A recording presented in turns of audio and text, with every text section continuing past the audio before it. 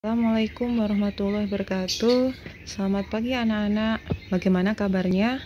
Semoga sehat dan tetap jaga protokol kesehatan ya. Semoga pandemi yang berlarut ini segera berakhir dan kita bisa melakukan pembelajaran tatap muka. Baik, kita masih melanjutkan tentang teks deskripsi. Untuk kali ini anak-anak belajar tentang struktur teks deskripsi ya. Nah, kompetensi dasarnya adalah anak-anak mampu menelaah struktur dan unsur kebahasaan dari teks deskripsi tentang objek, bisa sekolah, tempat wisata, tempat bersejarah, dan atau suasana pentas seni daerah yang didengar dan dibaca. Untuk hari ini struktur dulu. Nanti untuk pertemuan berikutnya baru unsur kebahasaannya.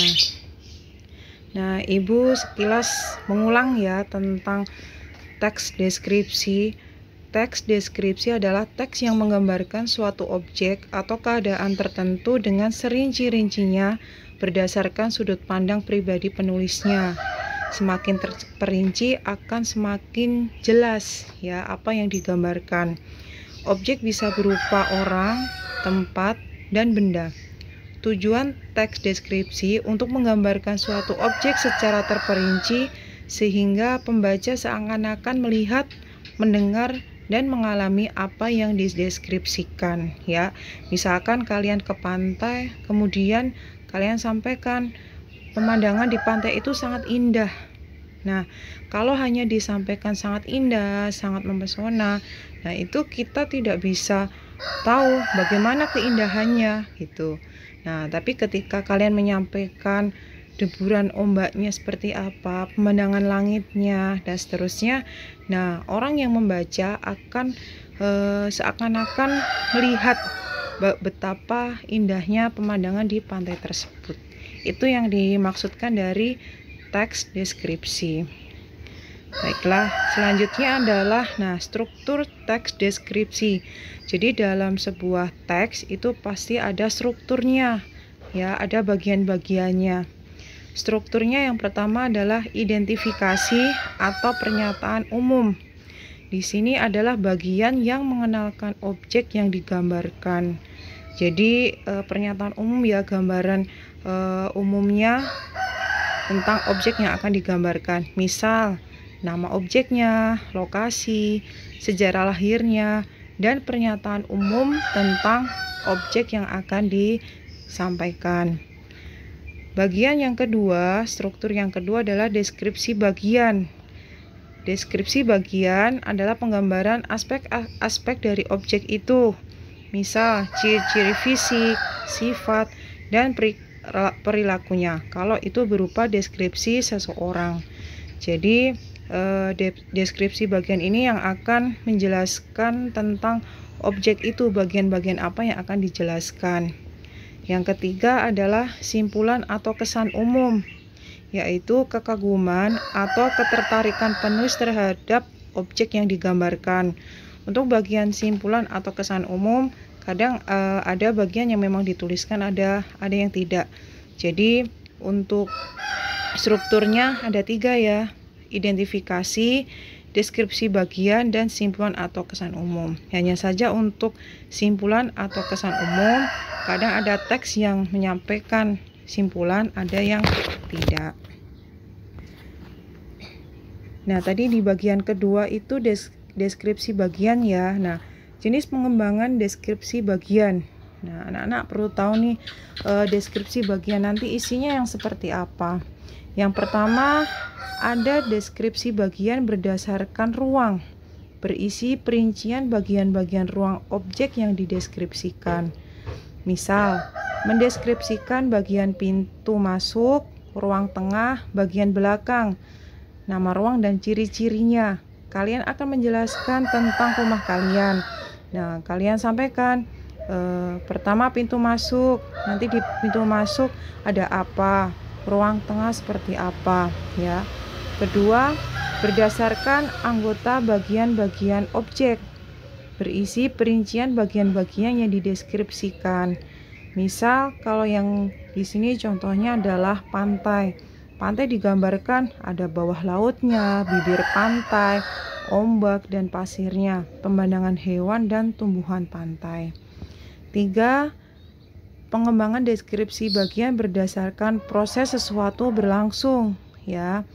Berisi perincian bagian awal, mulai meningkat, puncak atau inti, kemudian penutup. Misal ini dalam sebuah pementasan. Ketika ingin mendeskripsikan bagaimana proses pementasan, nah ini juga bisa. Yang keempat, berupa pemfokusan. Berisi bagian yang paling disukai dari bagian yang dideskripsikan. Contoh, ini menjelaskan tentang sekolah ya. Kemudian ingin memfokuskan pada bagian tertentu. Nah, bagian yang paling saya sukai dari perpustakaan ini adalah ruang bacanya.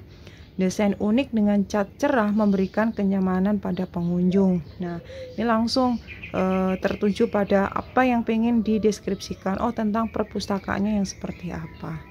Itu ya. Nah, itu tentang struktur teks deskripsi. Nah, Ibu akan berikan contoh ya, struktur teks deskripsi. Beberapa waktu lalu anak-anak sudah menganalisis atau mencari informasi dari beberapa teks. Nah, dari teks tersebut kita coba untuk analisis struktur teks deskripsinya. Contoh yang pertama, ada teks yang berjudul Ibu Inspirasiku ya, udah kalian baca, tentang ibuku bernama Wulandari dan seterusnya sampai akhir.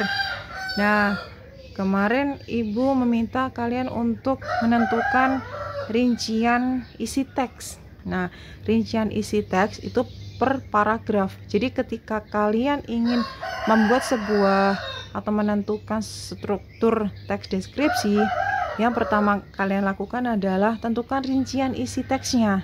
Nah, itu bisa didapat dari gagasan utama per paragraf.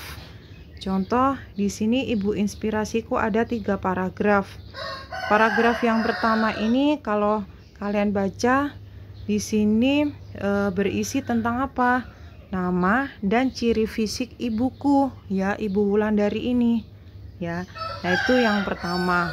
Terus yang kedua, paragraf yang kedua ternyata berisi tentang kebaikan sosial ibuku ya. Terus yang paragraf ketiga itu semangat belajar ibuku.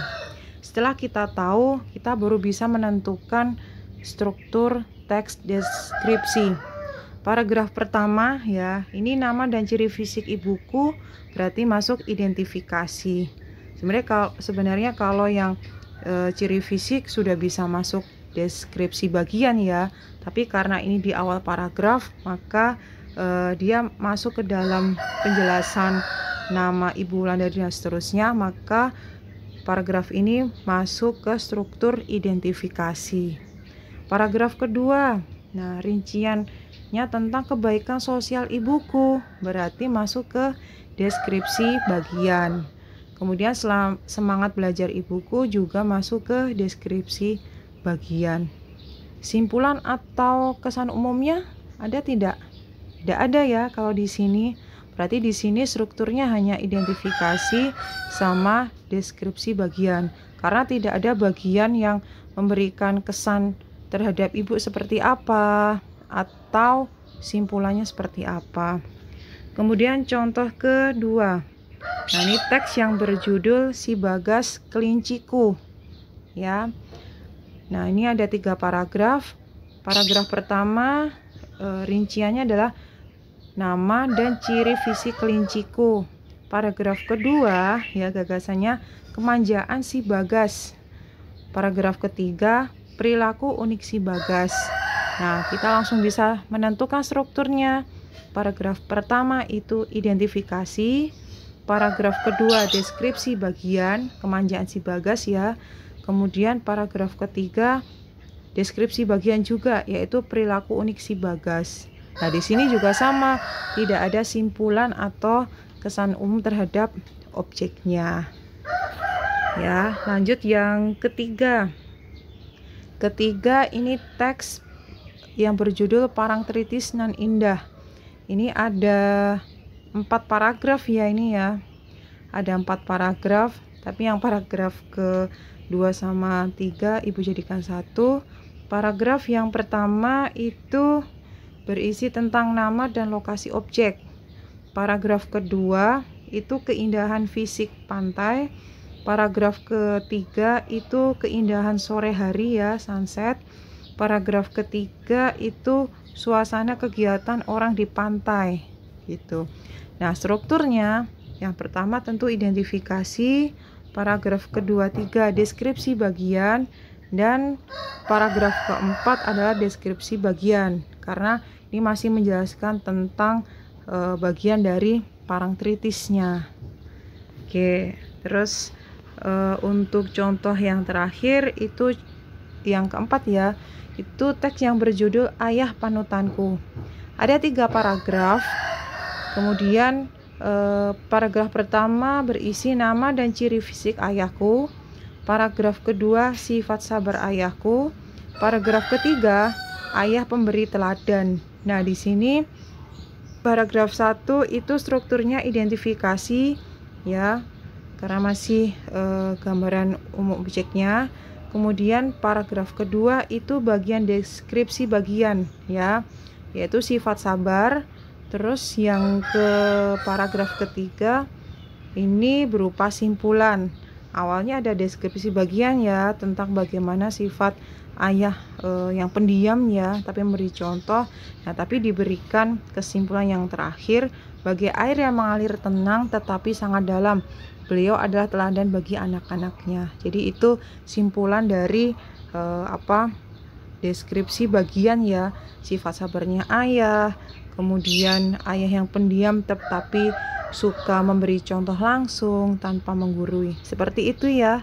Nah, itu ada beberapa contoh bagaimana menganalisis struktur teks deskripsi. Bagaimana, ada pertanyaan? Kalau ada pertanyaan silakan bisa disampaikan kepada Ibu ya, jika memang masih bingung atau mengalami kesulitan. Baik, demikian untuk materi struktur teks deskripsi. Semoga anak-anak bisa paham ya. Nanti ada tugas, kalian bisa lihat di Google Classroom. Nah, 1 kalimat motivasi, hiduplah seolah engkau mati besok, belajarlah seolah engkau hidup selamanya. Mahatma Gandhi. Terima kasih. Demikian untuk materi struktur teks deskripsi, semoga bermanfaat. Selamat pagi. Wassalamualaikum warahmatullahi wabarakatuh.